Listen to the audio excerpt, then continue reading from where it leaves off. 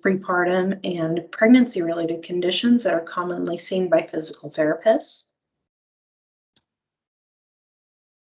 The three most common diagnoses I see include low back pain, sciatica, pelvic pain, and SI dysfunction. This commonly occurs because of the relaxin hormone in our body. We produce this when we are pregnant, and the hormone helps us to relax our ligaments and prepare for delivery. Low back pain or lordosis can be commonly seen with postural changes. As the baby and our stomach grows, we tend to allow the front of our hips to rotate forward and create a larger curve in our lower back. This happens so we can adjust for the extra weight and keep us balanced. When the uterus expands, the increased pressure can cause a sharper shooting pain that can travel down the backside of the leg. And this is commonly known as sciatica.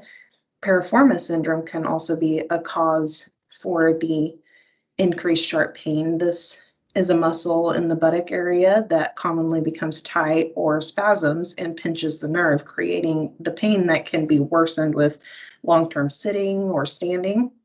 To help prevent this pain from worsening at home, try to listen to what activities worsen the pain and try to minimize those activities. Another helpful tip is to avoid staying in a single position for a long period of time, so change positions throughout the day. Pain in the pelvic area can occur towards the front or the back.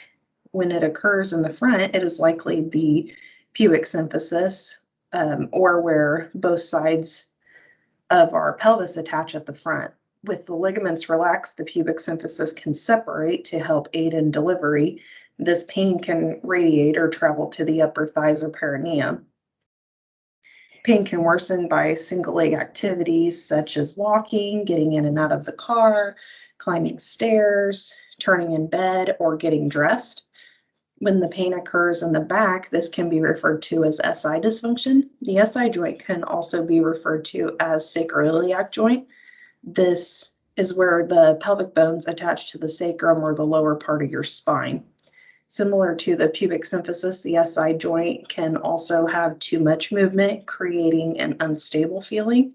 If we have tense muscles, the SI joint can also have too little movement and feel stiff or stuck. Overall, just try to avoid favoring one leg more than the other, or in severe cases, possibly wearing an SI belt or a pregnancy belt can help support our pelvis. Next, we will talk about postpartum care. The three most common diagnoses seen for postpartum care include diastasis of the rectus abdominis muscles, or DRA for short, urinary incontinence, and pelvic pain. These symptoms are common due to our muscles stretching out in order to make room for the baby to grow and then to deliver baby. And these muscles are anywhere including our abdominal muscles all the way down to our pelvic floor muscles. Urinary incontinence can occur for a variety of different reasons. Not only can this happen because of weakness in the muscles, but can also be caused if the pelvic muscles become too tight. The types of urinary incontinence include stress incontinence. This is when leakage happens because of increased abdominal pressure during activities such as working out, coughing, laughing, or sneezing. Urge incontinence or overactive bladder. This is a sudden or strong urge to use the restroom, and loss of urine occurs due to the bladder squeezing or spasming. Overflow incontinence is when the bladder does not empty completely due to poor bladder contraction. Pelvic pain can occur for a variety of reasons, including tearing or episiotomies, and this is when we have tearing between the vaginal opening and the anus. This usually occurs during delivery. The pubic symphysis separation or unalignment can cause pelvic pain, and scar tissue formation can also cause pelvic pain. The scar tissue formation can be because of the episiotomies and tearing, because of endometriosis, because of cesarean sections, and other types of other types of tearing and things like that that can occur in the pelvic floor or anywhere around that during delivery and with pregnancy as well. The DRA is a separation of your six-pack muscles or your abdominal muscles as seen in this picture. The separation can occur in a variety of areas, whether it's just at the belly button, if it's below or above the belly button, or at multiple sites throughout that. You normally will see a bulge in the middle of your abdomen that can protrude when you increase your abdominal pressure, such as sit-ups and things like that. It can be seen, but there's no actual statistical correlation with low back pain when we do have this. Today we're going to discuss a few diagnoses that can impact your child's development. At a formal evaluation, we assess range of motion, flexibility, strength, balance, posture, muscle tone, as well as gross and fine motor skills. Developmental milestones create a strong foundation for your child's success and impacts the skills needed to promote independence with future gross and fine motor skills needed through childhood and adolescence. Torticollis is defined as asymmetrical head or neck positioning due to shortening of the muscles in the neck. Torticollis can be due to positioning, which we call acquired torticollis, or congenital, which is present at birth. Typically, torticollis is caused by a contracted sternocleidomastoid muscle that is located in the neck. What does torticollis look like? An infant may present with neck preference, tilting the head to one side, as well as rotating the neck to the opposite side. So it looks kind of cockeyed when you look at the child. Facial deformities or asymmetries can also be present depending on the severity of torticollis. And tightness in the trunk and hip region can also be present. There's a variety of flat head syndromes that can be independent from torticollis or combined with. The first picture is a normal head. Second is what we call plagiocephaly, which is flattening of one side, and then lastly, the back of the head, which is what we call brachycephaly. Plagiocephaly is defined as asymmetrical distortion of the skull, typically flattening of one side of the back of the head. With a child with plagiocephaly, the ear, cheek, and brow will be forward on the flattened side of the head. Plagiocephaly can be acquired from torticollis, prolonged positioning on the back, or positional preferences. Tightness in the neck can increase time spent on the flattened side.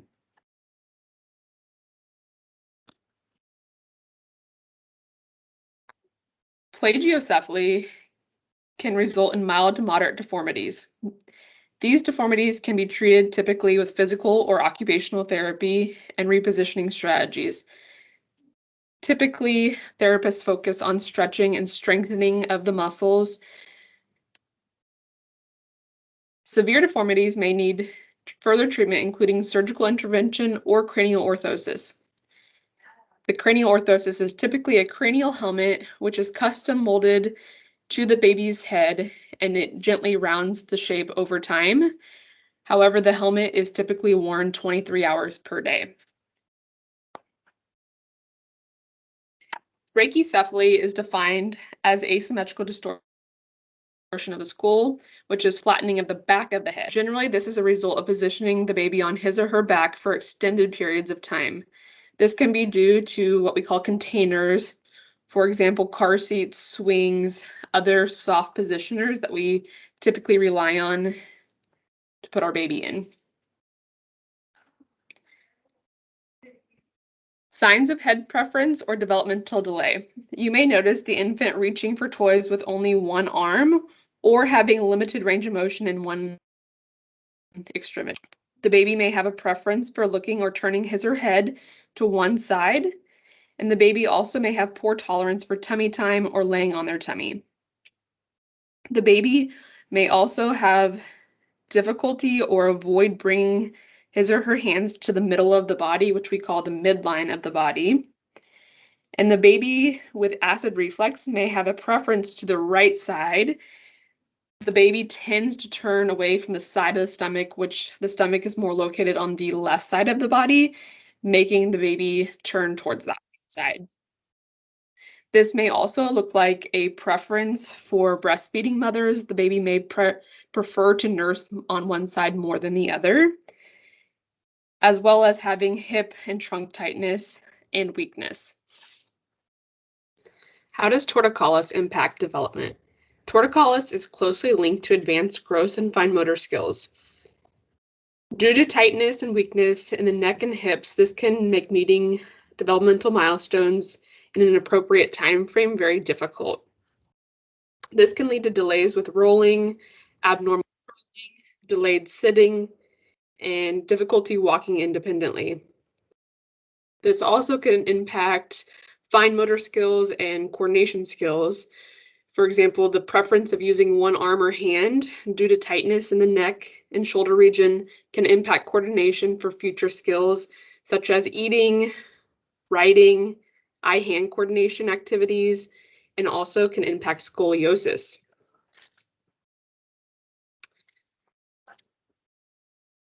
A main thing that we focus on with torticollis treatment is avoidance of what we call containers, or what we call container baby syndrome. Commonly used baby items that resemble containers, for example, car seats, soft positioners such as boppies, snuggle-me's, DockATots, there's tons on the market today, bumbo seats, swings, rockers or vibrating seats, bouncers, or strollers.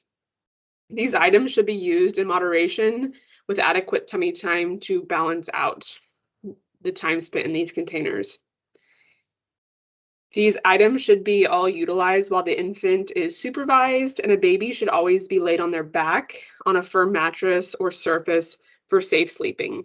Prolonged time or common utilization of being immobilized to these containers can cause a variety of developmental deficits.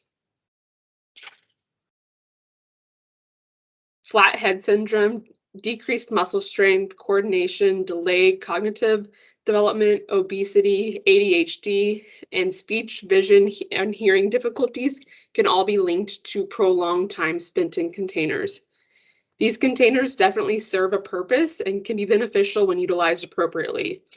Obviously, car seats are used for safety. They can be used for stimulating an infant or playtime, such as swings, and those rockers are great if you need a short break, and it gives a lot of vestibular input to the baby. However, prolonged time in these can cause other problems. The car seats and strollers can also improve the ease of transporting the infant. However, recommending removing the baby after you get to your location to take time spent from laying on the head or pressure on the head will assist with the flathead syndrome. One of the biggest indicators for strengthening and avoidance of prolonged time on their back is tummy time. Tummy time promotes strength in the muscles in the neck, shoulders, upper extremities. These muscles are all needed for those developmental milestones such as rolling, sitting, crawling, and even walking independently. Tummy time should be initiated at the newborn stage. There is no waiting period after the child is born that you really need to wait to start tummy time. Unless your medical provider educates you differently, tummy time can be started right away. Tummy time prevents muscles in the neck from tightening and causing weakness, which can lead to torticollis or flattened areas of the skull. Tummy time encourages strength and range of motion while allowing the child to explore their environment.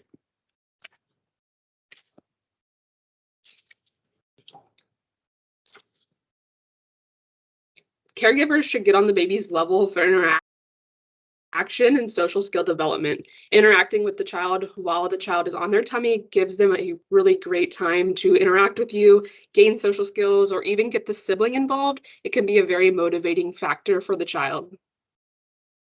Another great option is to arrange toys to encourage the baby to reach in all directions. This promotes visual skill development, arm and hand and shoulder strengthening, as well as a big sensory exploration opportunity. They're able to touch different textures from blankets, carpet, the textures of the toy. They hear sounds of the toy and the lights. It's a great overall experience. Tummy time should be completed when the child is alert, and you should avoid doing tummy time when the child is fussy, fatigued, or tired. It's kind of the quality over the quantity. Sometimes if the child has difficulty tolerating tummy time.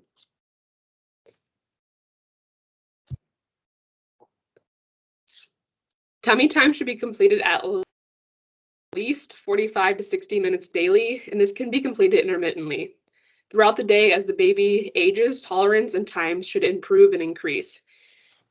If the baby can only tolerate a few minutes here and there, it's great to slowly increase the time of the tolerance. So that way they're getting that full amount of time to allow for strengthening and range of motion and exploration of their environment.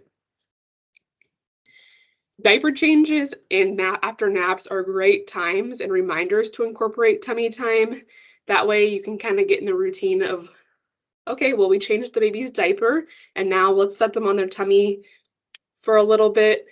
We can always supervise them during that time since we're already around the baby changing their diaper. You can get siblings involved during that time.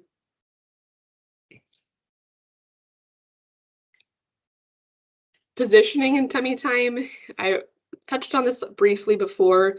If the baby does not tolerate tummy time, modifications can definitely be made. A bolster or a towel roll can be placed under the child's chest with the chin and arms free in front of the towel or bolster. This will facilitate reaching, weight bearing through the arms, which is all great strengthening activities.